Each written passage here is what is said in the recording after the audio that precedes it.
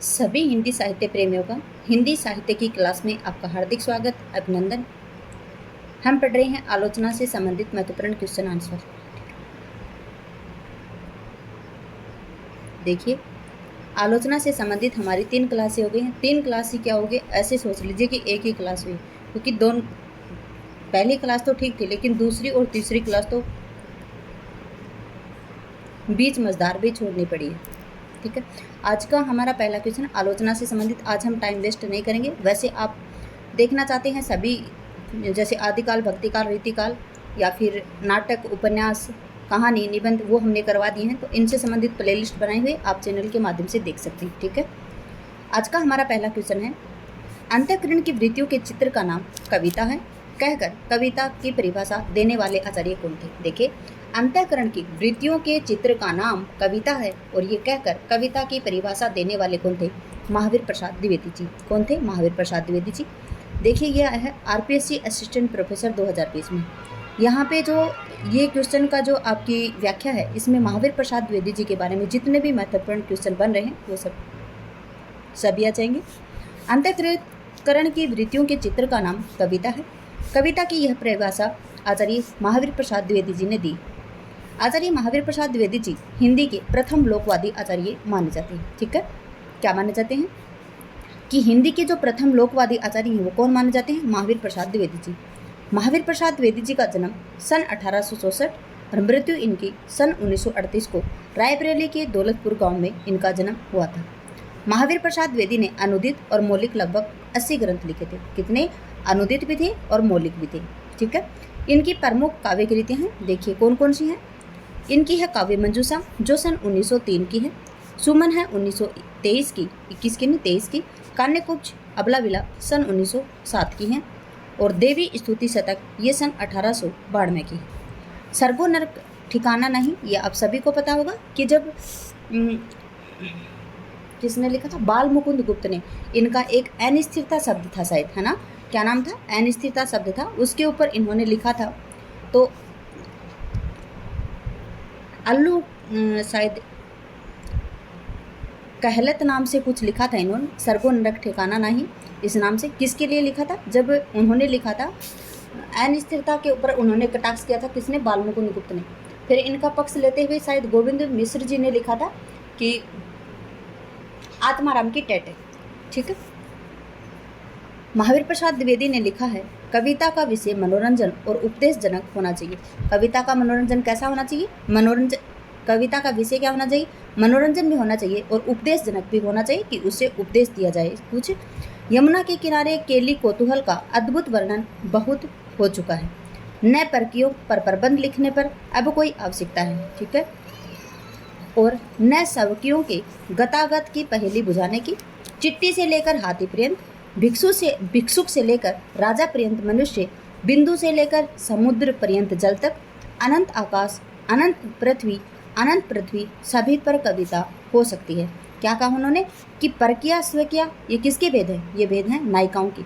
इन्होंने कहा कि नायिकाओं के ऊपर मत लिखो, लिखने के लिए बहुत कुछ है। क्या है, चिट्ठी से लेकर हाथी तक, भिक्षुक से लेकर राजा पर्यंत मनुष्य तक, बिंदु से लेकर समुद्र पर्यंत जल तक, अनंत आकाश तक, अनंत पृथ्वी तक और अनंत पर्वत पर सभी पर कविता लिख सकती है। नायिकाओं के ऊपर ये कविता लिखने के विपक्ष में थी। आचार्य महावीर प्रसाद द्विवेदी ने साहित्य की ज्ञान राशि का संचित कोश माना है। ठीक है, साहित्य को क्या माना है, जो ज्ञान राशि का जो संचित कोश है ना, वही क्या होता है, साहित्य होता है। आधुनिक युग के हिंदी आचार्यों और कवियों ने निम्नलिखित काव्य लक्षण लिखी है। क्या लिखी है, जिस प्रकार आत्मा की मुक्तावस्था ज्ञान दशा है, उसी प्रकार हृदय की मुक्तावस्था रस दशा है। हृदय की मुक्ति साधना के लिए मनुष्य की वाणी जो शब्द विधान करती आई है, उसे कविता कहते हैं और ये आचार्य रामचंद्र शुक्ल जी का कथन है। कविता हमारे परिपूर्ण क्षणों की वाणी है, ये सुमित्रा नंदन पंत जी कहते हैं। और काव्य संसार के प्रति कवि की भाव प्रदान किंतु व्यक्तिगत संबंधों से मुक्त मानसिक प्रतिक्रियाओं, कल्पना के साँचे में ढली हुई श्रेय की प्रेम रूपा प्रभावोत्पादक अभिव्यक्ति हुई है। ये किसका है, ये बाबू गुलाब राय जी का कथन है। अगला क्वेश्चन है, देखिए, आचार्य हजारी प्रसाद द्विवेदी ने निबंधों की भाषा किस प्रकार की है। देखिए जो आचार्य हजारी प्रसाद द्विवेदी हैं उन्होंने निबंधों की भाषा किस प्रकार की है, तो निबंधों की भाषा उनकी संस्कृत निष्ठ हिंदी रही है। क्या रही है? संस्कृत निष्ठ हिंदी। आचार्य हजारी प्रसाद द्विवेदी के निबंधों की भाषा संस्कृत निष्ठ हिंदी रही है। उन्होंने भाव और विषय के अनुसार भाषा का प्रयोग किया है। किसके अनुसार? जैसे भाव है और जिस प्रकार का विषय है उसी के अनुरूप उन्होंने भाषा प्रयोग की है। उनकी भाषा के दो रूप दिखाई पड़ते हैं, ये पीछे भी आ चुका है, प्रांजल व्यवहारिक भाषा और संस्कृत निष्ठ शास्त्रीय भाषा। हजारी प्रसाद द्विवेदी के प्रमुख साहित्य रचनाएं हैं सूर साहित्य, इनका सन 1936 का है। हिंदी साहित्य की भूमिका, ये इनके ग्रंथ हैं हिंदी साहित्य से संबंधित। हिंदी साहित्य की भूमिका सन 1940 है। एक इनका उद्भव, हिंदी साहित्य का उद्भव और विकास, वो सन 1952 का है। और एक है हिंदी साहित्य का आदिकाल, वो भी 1952 का। इनको आप याद रखेंगे। नाथ संप्रदाय है वो कब का है? सन 1950 का है। साहित्य का मर्म इनका 1949 का है। और जो सहज साधना है ये सन 1963 का आलोचनात्मक ग्रंथ, ठीक है। उसके बाद में इनके निबंध संग्रह, इनके निबंध संग्रह और उपन्यास आप याद रखेंगे। हजारी प्रसाद द्विवेदी जी के बारे में यहाँ जितने भी ऑप्शन दिए गए हैं, ये तथ्य दिए गए हैं, आप सभी याद रखेंगे। इससे बाहर क्वेश्चन आने वाला है नहीं। निबंध संग्रह इनके देखिए, अशोक के फूल 1948, अशोक के फूल इनका पहला निबंध संग्रह है, ठीक है। विचार और वितर्क 1957, कल्पलता जो सन 1951, आपके सिलेबस में यूजीसी नेट में भी और आरपीएससी असिस्टेंट प्रोफेसर में भी दिया गया है। नाखून क्यों बढ़ते हैं? आपसे पूछा जा सकता है कि नाखून क्यों बढ़ते हैं, वो किस निबंध संग्रह में है, तो वो है कल्पलता निबंध संग्रह में, सन 1951 का है। कुटज इनका 1964 का है और आलोक इनका 1972 का है। विष के दंत और साहित्य शास्त्र, नाखून क्यों बढ़ते हैं, 1948 का निबंध है, ठीक है। फिर है इनके उपन्यास। उपन्यास आप इनके 4 उपन्यास हैं, बहुत ही महत्वपूर्ण उपन्यास है। अनुक्रम लगाओ के हिसाब से पूछे जा सकते हैं। इनके निबंध संग्रह भी अनुक्रम लगाओ पूछे जा सकते हैं। बाणभट्ट की आत्मकथा इनका पहला उपन्यास है जो सन 1946 को प्रकाशित हुआ था। और जो बाणभट्ट की आत्मकथा है इसको आप याद रखेंगे, ये आत्मकथा नहीं है, ये उपन्यास है। और जो बाणभट्ट की आत्मकथा है ये आपके यूजीसी नेट में लगा हुआ है। चारों चंद्रलेख जो 1963 है, पुनर्नवा 1973 है और अनाम दास का पोथा इनका 1946। देखिए लास्ट की हैं ये 46 और 76 की हैं और बीच वाली 63 और 73 की हैं, याद रखेंगे। 43, 46, 76, 66 है और जो बीच वाली हैं दोनों वो 33 हैं, मतलब 63 और 73। अगला देख लेते हैं, शुद्ध कविता की खोज के रचनाकार कौन है? देखिए जो शुद्ध कविता की खोज है उसके रचनाकार कौन है? शुद्ध कविता की खोज नामक इन्होंने आलोचनात्मक कृति लिखी थी और उसके रचनाकार कौन है? तो दिनकर जी हैं। कौन है? दिनकर साहब है। शुद्ध कविता की खोज रामधारी सिंह दिनकर की आलोचनात्मक कृति है। दिनकर जी की प्रमुख कृतियां हैं हुंकार जो सन 1938 का है। उसके बाद में इनकी कुरुक्षेत्र 1946, धूप और छाह 1947, धूप और धुआं सन 1951, रश्मिरति 1952, उर्वशी इनकी सन 1961 है और हारे की हर नाम सन 1970 है और परशुराम की प्रतीक्षा ये सन 1963 है। इनकी कृतियां मैंने आपको जो पद्य करवाए थे जब रामधारी सिंह दिनकर जी से संबंधित, वहाँ पे इन कृतियों को बार बार मैंने आपको बताया था। ये कृतियाँ इनकी बहुत महत्वपूर्ण है, याद रखेंगे आप, ठीक है। इनके भी अनुक्रम लगाओ हिसाब से क्वेश्चन पूछा जा सकता है। इनकी अन्य जो आलोचनात्मक कृतियाँ हैं वो हैं काव्य की भूमिका जो सन 1958 का है, पंत प्रसाद और मैथिली शरण गुप्त ये सन 1958 का है, ठीक है। इनकी दोनों ही आलोचनात्मक कृतियाँ हैं वो 1958 की है। एक है काव्य की भूमिका, दूसरी है पंत प्रसाद और मैथिली शरण गुप्त जी। अगला है, हिंदी में स्त्री विमर्श की अवधारणा को चर्चा में लाने का श्रेय किस कथाकार को दिया जाता है? देखिए हिंदी के अंतर्गत स्त्री विमर्श की अवधारणा को चर्चा में लाने का श्रेय किस कथाकार को जाता है? तो ये जाता है राजेंद्र यादव जी को। किसको जाता है? राजेंद्र यादव जी को। राजेंद्र यादव जी मन्नू भंडारी जी के पति थे, ठीक है। इस बात को आप याद रखेंगे। हिंदी में स्त्री विमर्श की अवधारणा को चर्चा में लाने का श्रेय कथाकार राजेंद्र यादव को दिया जाता है। राजेंद्र यादव द्वारा स्त्री विमर्श आलोचनात्मक ग्रंथ लिखे गए हैं। आदमी के निगाह में औरत ये इनका सन 2001 का है। कब है? आदमी के निगाह में औरत 2001 का है। औरत उत्तर कथा, अतीत होती सदी और स्त्री का भविष्य इनकी आलोचनात्मक कृतियाँ हैं आदमी की निगाह में औरत, इसका रचनाकाल ही मुझे मिला है 2001। बाकी इन दोनों का रचनाकाल औरत उत्तर कथा और अतीत होती सदी और स्त्री का भविष्य, इसका रचनाकाल मुझे नहीं मिला है। लाला श्रीनिवास दास के संयोगिता स्वयंवर की सच्ची समालोचना किसने की है? देखिए लाला श्रीनिवास दास जी का नाटक था या नाटक ही था या फिर और कुछ था, नाटक ही था। कौन सा? संयोगिता स्वयंवर। ये सच्ची समालोचना किसने की है इसकी? तो की है किसने? बालकृष्ण भट्ट जी ने। किसने की है? बालकृष्ण भट्ट जी ने।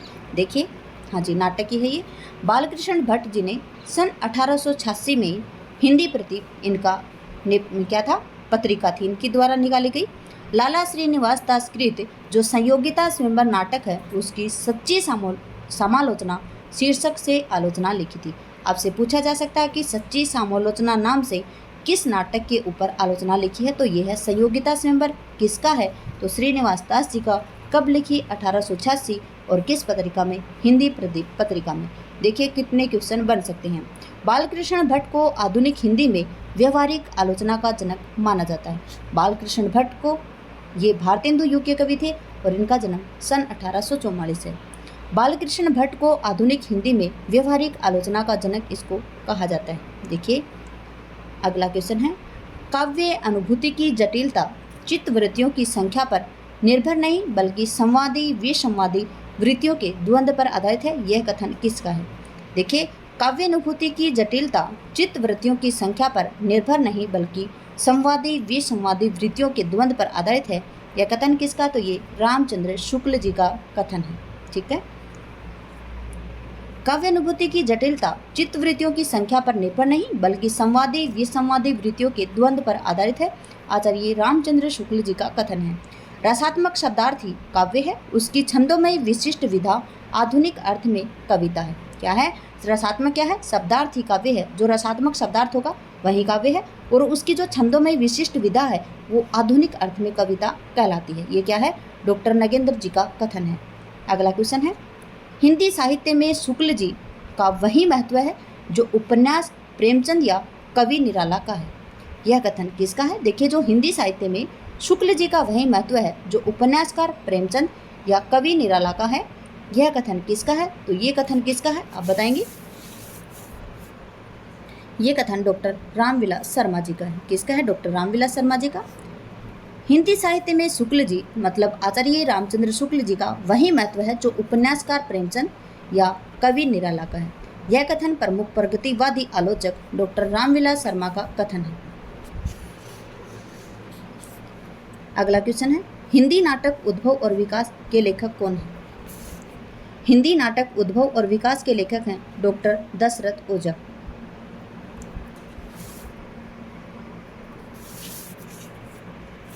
हिंदी नाटक के उद्भव और विकास के लेखक हैं डॉक्टर दशरथ ओझा। इनकी अन्य आलोचनात्मक कृतियां हैं प्राचीन भाषा नाटक, प्रगति और प्रभाव। कविता की तीसरी आंख के रचनाकार कौन है? तो जो कविता की तीसरी आंख है इस आलोचना के रचनाकार हैं प्रभाकर श्रोत्रिय। कविता की तीसरी आंख के रचनाकार प्रभाकर श्रोत्रिय हैं। इनकी अन्य आलोचनात्मक कृतियां हैं काल यात्री है कविता, संवाद, रचना एक यातना है, अतीत के हंस, मैथिली शरण गुप्त, जयशंकर प्रसाद की प्रासंगिकता, शमशेर बहादुर सिंह, मैं चलूं कीर्ति से आगे आगे आदि हैं। जबकि अनित्य, उसके हिस्से की धूप, चित कोबरा आदि मृदुला गर्ग जी के प्रमुख उपन्यास हैं। अनित्य इनका सन 1980 का उपन्यास है। उनके हिस्से की धूप ये सन 1975 का है और चित कोबरा इनका सन 1979 का है।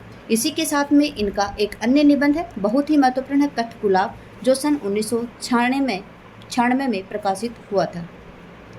हिंदी आलोचना का इतिहास कौन से काल से माना जाता है? हिंदी आलोचना का जो इतिहास है वो कौन से काल से माना जाएगा? तो वो माना जाएगा आधुनिक काल से, क्योंकि भारतेंदु युग आधुनिक काल के अंतर्गत आता है और आलोचना का संबंध भारतेंदु युग से आता है। हिंदी आलोचना का इतिहास आधुनिक काल से माना जाता है। हिंदी आलोचना की शुरुआत 19वीं सदी के उत्तरार्ध मतलब भारतेंदु युग से मानी जाती है। भारतेंदु युग के द्वारा रचित नाटक आधुनिक हिंदी साहित्य की प्रथम सैद्धांतिक आलोचना मानी जाती है। नाटक नाम से इनकी एक सैद्धांतिक आलोचना थी। अगला क्वेश्चन है, रस सिद्धांत निम्नलिखित में से किसकी रचना है? रस सिद्धांत है ये नगेंद्र जी की रचना है। किसकी रचना है? नगेंद्र जी की आलोचनात्मक कृति है ये। रस सिद्धांत बहुत ही इंपॉर्टेंट क्वेश्चन है क्योंकि ये काफ़ी बार एग्जाम में आ गया है। रस सिद्धांत आलोचना ग्रंथ के लेखक डॉक्टर नगेंद्र हैं। पूछा जाए रस सिद्धांत का प्रकाशन कब हुआ था, तो सन 1964 को हुआ था। एक बात और याद रखेंगे, जो रस सिद्धांत है इसके लिए नगेंद्र जी को साहित्य अकादमी पुरस्कार प्रदान किया गया था। इनके अन्य आलोचनात्मक ग्रंथ हैं सुमित्रा नंदन पंत, ये सन 1938 का है। साकेत एक अध्ययन, ये सन 1939 का है। रीति काव्य की भूमिका सन 1949, काव्य में उदात्त तत्व चेतना के बिंब, भारतीय सौंदर्य शास्त्रीय की भूमिका, देव और उनकी कविता, राम की शक्ति पूजा निराला की कालजयी कृति है। याद रखेंगे राम की जो शक्ति पूजा है ये सन 1936 का कविता है और ये निराला जी की कविता है। निराला जी ने बंग साहित्य है, एक बंग कृतिवास रामायण है जो बंगला भाषा में है, उसी को आधार मानकर राम की शक्ति पूजा की रचना इन्होंने की थी। कबीर के बीजक पर रची तिरजा टीका किसकी है? कबीर के जो बीजक पर रची गई तिरजा टीका है ये किसकी है? पूरणदास, जगजीवन दास, भगवान दास, पलटू साहब, तो ये है पूरणदास की।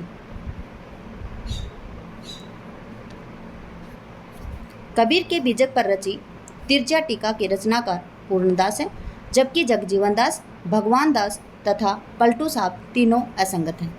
निम्नांकित में से किस ग्रंथ के लेखक रामविलास शर्मा नहीं हैं?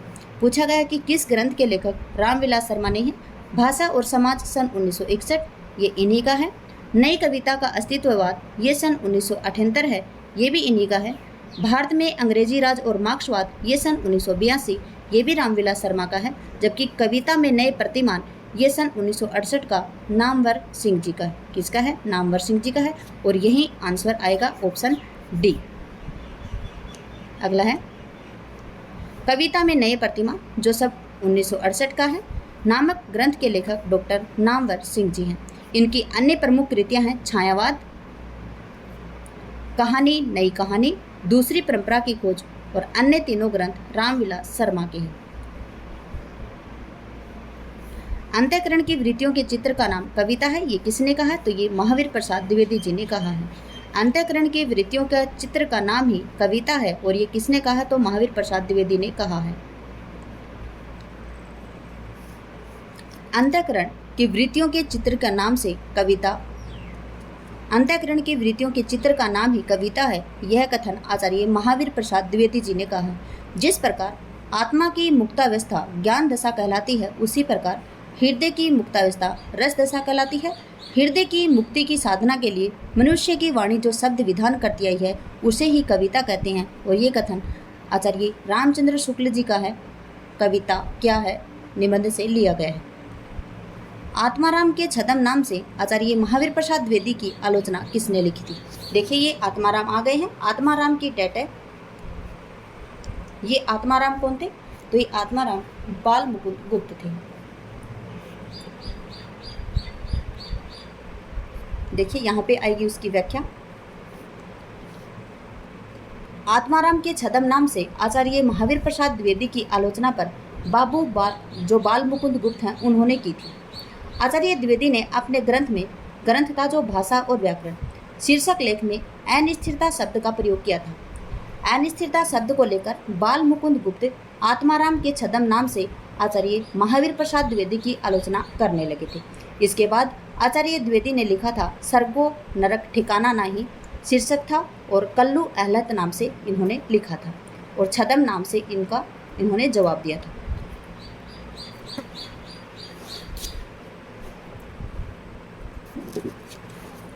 यदि द्विवेदी जी न उठ खड़े होते तो जैसी अव्यवस्थित व्याकरण विरुद्ध और उठपटांग भाषा चारों ओर दिखाई पड़ी थी, उसकी परंपरा जल्दी न रुकती। ये कथन किसका है?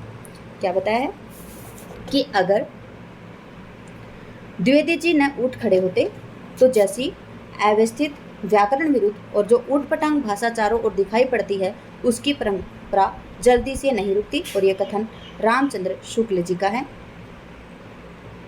यदि द्विवेदी जी न उठ खड़े होते तो जैसी अव्यवस्थित, व्याकरण विरुद्ध और ऊटपटांग भाषा चारों ओर दिखाई पड़ी थी, उसकी परंपरा जल्दी न रुकती।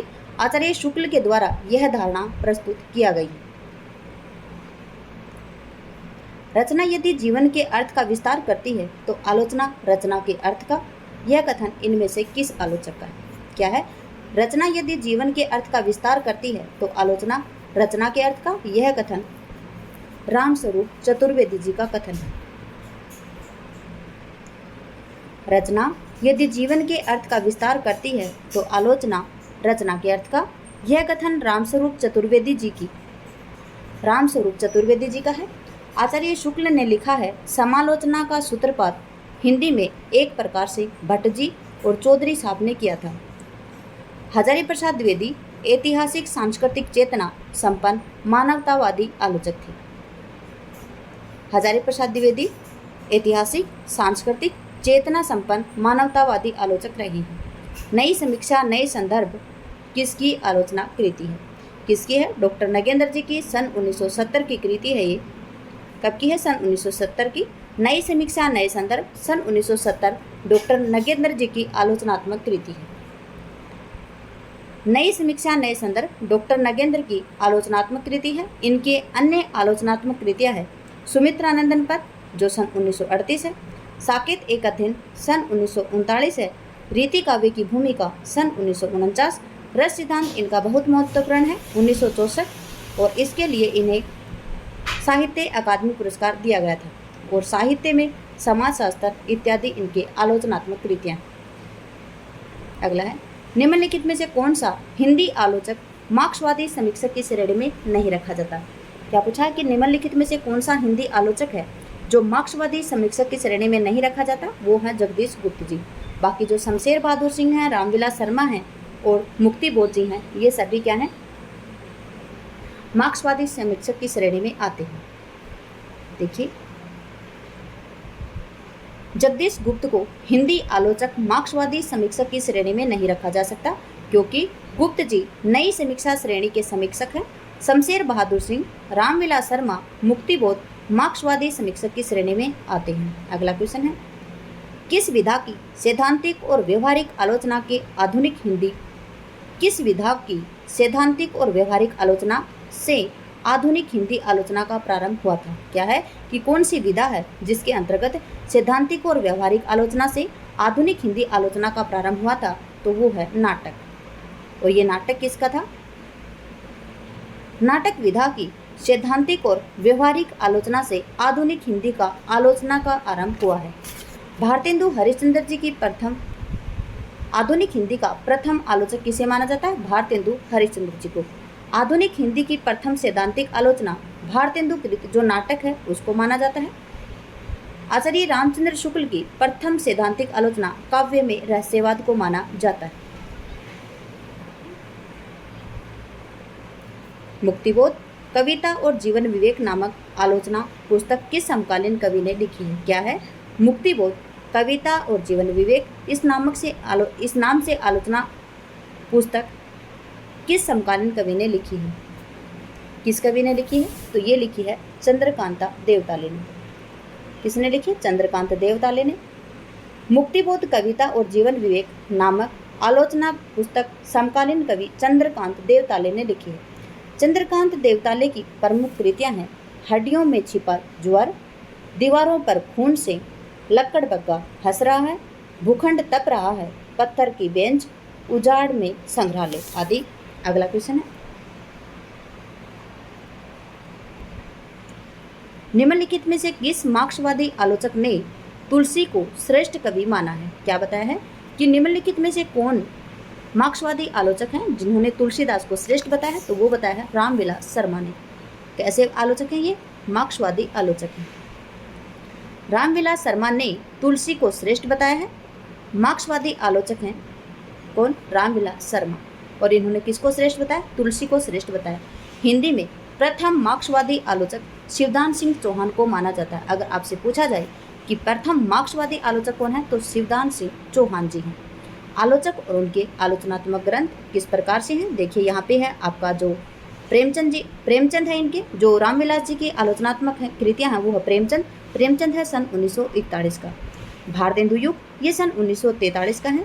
निराला ये सन 1946 का है। प्रगति और परंपरा ये सन 1949 का है। प्रगतिशील साहित्य की समस्याएं ये सन 1954 का है। भाषा और समाज सन 1961 का है। और उसके बाद में निराला की साहित्य साधना ये 3 भागों में प्रकाशित हुई थी। कितने भागों में? 3 भागों में। पहला इनका 1969 का था, दूसरा 1972 का और तीसरा इनका था सन 1976 का। ठीक है, याद रखेंगे निराला की साहित्य साधना के नाम से 3 बार इन्होंने प्रकाशित की थी आलोचना, 1969, 1972 और 1976। फिर अगले हैं शिवदान सिंह चौहान जी के आलोचनात्मक कृतियाँ। इनका जो प्रगतिवाद है वो सन 1946 का है। साहित्य की परख ये कब का है? तो सन 1948 का है। और हिंदी साहित्य के 80 वर्ष ये सन 1954 का है।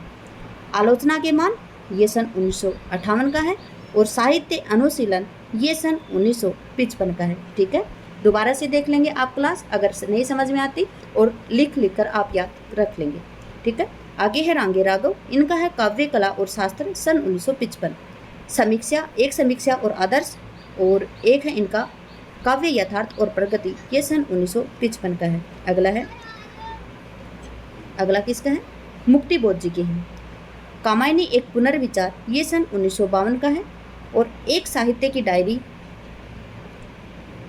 किसकी है? ये मुक्ति बोध जी का है। और इसके लिए इन्हें ज्ञानपीठ पुरस्कार मिला था सन 1961 को। ठीक है, किसको? मुक्ति बोध जी को। तो इनका एक कामायनी एक पुनर्विचार 1952 है। नई कविता, आत्मसंघर्ष और अन्य निबंध ये सन 1968 है। उसके बाद में है नए साहित्य का सौंदर्य शास्त्र ये सन 1971 है। उसके बाद में है प्रकाश चंद्र गुप्त जी, नया हिंदी साहित्य, आधुनिक हिंदी साहित्य एक दृष्टि, हिंदी साहित्य की जनवादी परंपरा और साहित्य धारा, ये किसकी है? प्रकाश चंद्र गुप्त जी की है। अगला क्वेश्चन है, देखिए, रूपक रहस्य ग्रंथ के रचयिता कौन है? आपसे पूछा जा रहा है कि जो रूपक रहस्य है इस ग्रंथ के रचनाकार कौन है? तो इस ग्रंथ के रचनाकार हैं श्याम सुंदर दास जी। ठीक है, रूपक रहस्य ग्रंथ के रचयिता हैं श्याम सुंदर दास जी। इनकी अन्य रचना है नागरी वर्णमाला सन 1896, हिंदी कोविद रतनमाला सन 1900, साहित्य लोचन सन 1922, भाषा विज्ञान 1929 और भाषा रहस्य इनकी आलोचनात्मक कृतियाँ हैं। यहाँ पे दिए गए जो गुलाब राय जी का है नवरस, गुलाब राय जी का जो नवरस है ये बहुत महत्वपूर्ण है और काफ़ी बार पूछा गया है, ये सन 1921 का है। विश्वनाथ प्रसाद मिश्र वाङ्मय विमर्श और कन्हैया लाल पोदार काव्य कल्पद्रुम। रामदहीन मिश्र कृति जो काव्य विमर्श है इसका प्रकाशन कब हुआ था? किसका है? जो रामदहीन मिश्र के द्वारा जो काव्य विमर्श है इसका प्रकाशन कब हुआ था? इसका प्रकाशन कब हुआ था? ये हुआ था सन 1951 में। कब हुआ था? सन 1951 में। और देखिए ये हरियाणा असिस्टेंट प्रोफेसर भर्ती 2017 में आया है। रामदहीन मिश्र कृत जो काव्य विमर्श है उसका प्रकाशन सन 1951 में हुआ था। इनकी अन्य प्रमुख कृतियाँ हैं काव्यलोक 1940, काव्य दर्पण 1947 और काव्य में अप्रस्तुत योजना ये सन 1950 है। अगला है, निम्न आलोचकों में मार्क्सवादी समीक्षा के पक्षधर नहीं है। क्या बताया है कि जो निम्न आलोचक हैं उनमें मार्क्सवादी समीक्षा के पक्षधर कौन नहीं है? तो जो शिवदान सिंह चौहान भी हैं, प्रकाश चंद्र गुप्त जी हैं, रामविलास शर्मा हैं। कौन नहीं है? तो भागीरथ मिश्र जी नहीं है। यही आपका आंसर आएगा। भागीरथ मिश्र मार्क्सवादी समीक्षा के पक्षधर नहीं है, जबकि शिवदान सिंह चौहान, प्रकाश चंद्र गुप्त, रामविलास शर्मा सभी मार्क्सवादी समीक्षा के पक्षधर रहे हैं। अगला क्वेश्चन है, भाषा और समाज ग्रंथ के लेखक कौन है? तो जो भाषा और समाज है इस ग्रंथ के लेखक हैं रामविलास शर्मा जी। और ये कब का है? सन 1961 की आलोचनात्मक कृति है। ये इनकी कब की है? सन 1961 की। देखिए, भाषा और समाज ग्रंथ के लेखक कौन है? रामविलास शर्मा जी। और कब की है कृति? सन 1961 की है। इनकी अन्य प्रमुख कृतियाँ हैं प्रेमचंद जो 1941 का है, भारतेंदु युग 1943, प्रेमचंद और उनका युग सन 1952, प्रगतिशील साहित्य की समस्याएं, आस्था और सौंदर्य सन 1961।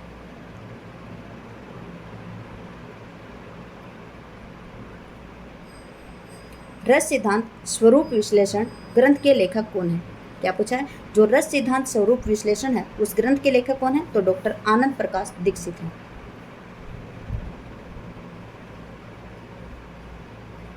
रस सिद्धांत स्वरूप विश्लेषण ग्रंथ के लेखक डॉक्टर आनंद प्रकाश दीक्षित हैं। निम्नलिखित लेखक और उनके ग्रंथ इस प्रकार से हैं। गुलाब राय जो नवरस है सन 1921 का है। डॉक्टर निर्मला जैन रस सिद्धांत और सौंदर्य शास्त्र। डॉक्टर रामानंद तिवारी पिंजर प्रेस प्रक्रिया। कौन सी रचना रामविलास शर्मा की पुस्तक नहीं है? प्रेमचंद और उनका युग सन 1952 का है इनका। भाषा और समाज सन 1961 है और आस्था और सौंदर्य ये भी सन 1961 है। ठीक है, तो यहाँ पे आया जो रस मीमांसा, ये इनका नहीं है। रामविलास शर्मा जी की रचना नहीं है रस मीमांसा, क्योंकि रस मीमांसा रामचंद्र शुक्ल जी की रचना है। देख लेते हैं व्याख्या। रस मीमांसा रामविलास शर्मा की पुस्तक नहीं है, बल्कि ये रामचंद्र शुक्ल जी की पुस्तक है। प्रेमचंद का युग ये इनका सन 1952 का है। यात्रा और समाज भाषा और समाज सन 1961 है और जो आस्था और सौंदर्य है ये भी सन 1961 का है। किसकी पुस्तकें हैं? ये रामविलास शर्मा जी की पुस्तकें हैं, जबकि रस मीमांसा किसकी है? रामचंद्र शुक्ल जी की कृति है ये। ध्यातव्य रहे कि रामविलास शर्मा प्रमुख मार्क्सवादी प्रगतिवादी आलोचक रहे हैं। इसी के साथ में करते हैं क्लास का समापन। कक्षा में बने रहने के लिए आपका धन्यवाद। आपका दिन शुभ रहे। जय हिंद, जय भारत, जय जवान, जय किसान।